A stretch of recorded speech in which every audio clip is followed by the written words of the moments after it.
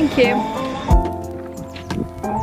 Hello guys, hello, welcome back to my channel. My name is Jess. So I'm hormonal. I'm so hormonal. I don't know why I started off smiling, but let me tell you how I'm actually feeling. I'm feeling happy in this moment, but I'm just like 10 days before my period, I get awful PMS, like just moody and just like a different person and just really insecure and bloated, and that is kind of what I'm going through. I just really want to chat to you. I just want to sit and just have a FaceTime chat and just gabble on. I went to get a matcha, and this lovely place, this matcha used to be £3.90. Tell me why it was £5.50. I'm doing a little Q&A. Let's see what questions we got, and I really hope you enjoy. I really hope you can just put this on in the background and just have someone to listen to, you know, like a little podcast vibes, you know. First question is, what do you use to remove body hair? I hate wax, but I have to shave 2 times a week minimum.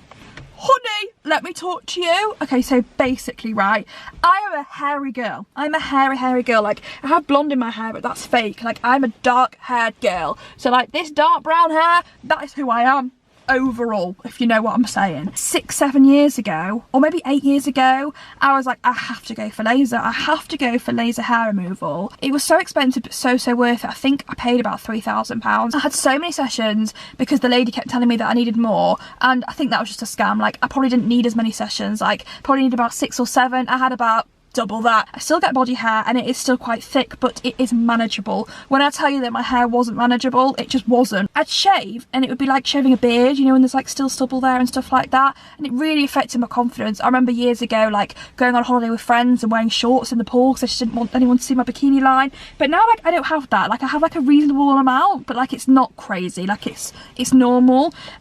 So now to keep it up, I use a Philips Lumia. It's like £200 and it's like a laser kit, IPL or something like that. I do that every 1 to 2 months. I should probably do it more. That kind of stops the hair from growing properly, because that is my fear. Like, it is a big insecurity of mine, and thankfully, like, my legs are okay, my underarms, my bikini line. Just need to sort out my face area because I'm having a 5 o'clock shadow these days. I got a question which is how to know you're in a healthy relationship. Is it calming? Does it feel like home?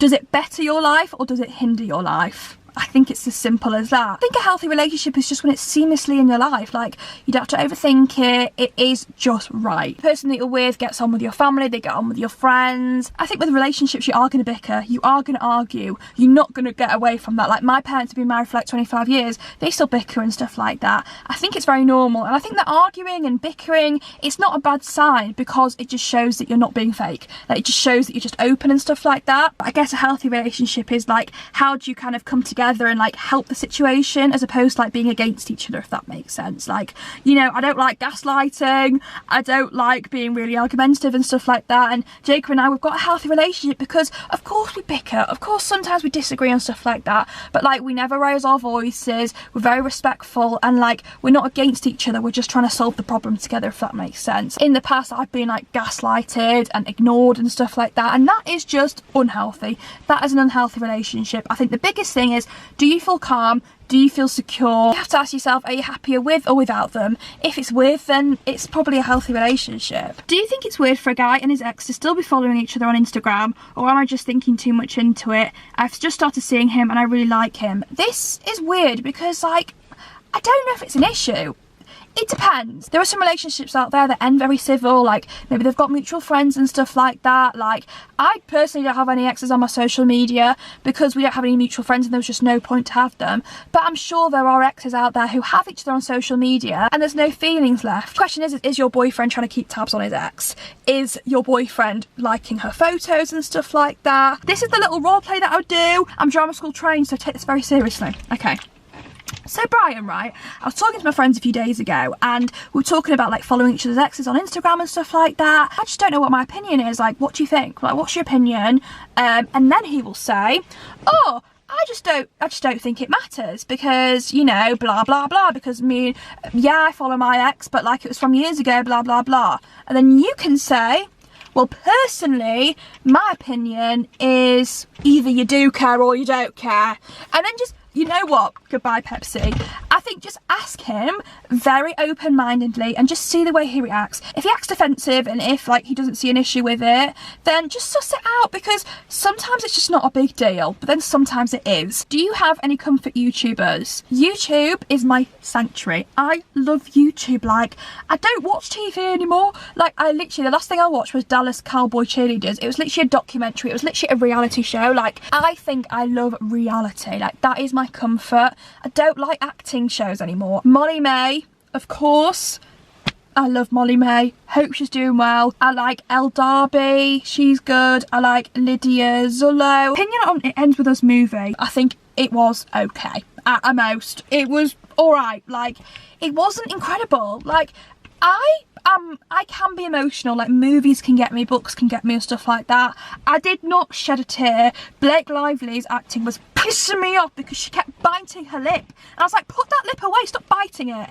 You know, like, sometimes you just see some acting and it puts you off because of the actor, because of like their mannerisms. What is your advice for navigating friendships? Friendships are like a fundamental part of our lives, but they can come and go.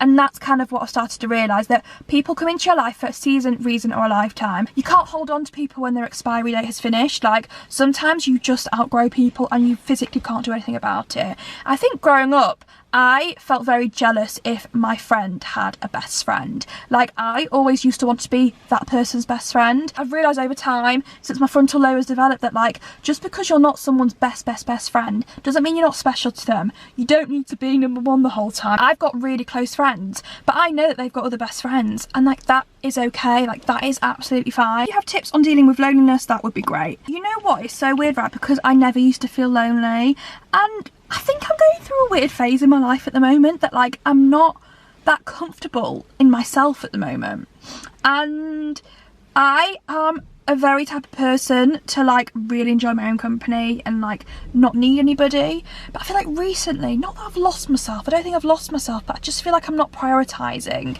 what's up here. So when I'm on my own, like, I have this urge to speak to people, to go out. I feel like as humans we need people, but I don't like that feeling that I'm like reliant on it. I used to be fine, but recently I've been feeling like intense loneliness, and I don't like it. But maybe it's just growing up. Like, you know, I've met the love of my life, and you know, when I'm with him it's like bliss and it's like not lonely at all. So when I'm away from him and when I'm on my own, like, I can really feel that difference, if that makes sense. Before meeting Jacob, I didn't know what it was like to be loved and to not be lonely. Maybe I was lonely years ago and I just can't remember, I've blocked it out or something like that. I just don't feel that nice in myself at the moment. Like, you know, when you just look, and this has nothing to do with loneliness, but like, you know, when you just look in the mirror and you just don't like what you're seeing.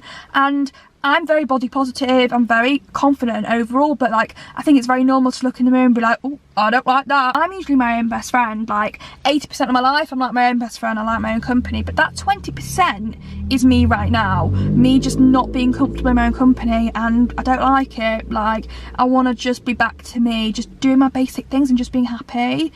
I just feel a bit, not empty, but I just feel a bit like disconnected with myself. If you're going through loneliness as well, then I'm actually right with you. Like, I'm actually right with you, because I totally get it and I properly empathise. Loneliness can be sorted by being with the right people, don't get me wrong, but also I'd probably advise just sitting with the loneliness, which is what I'm doing. Obviously different things work for different people, and like, people are important, you know, being around people is so important, but also being on your own is just as important. I kind of feel like I've lost my best friend a little bit, but I want to get back to that.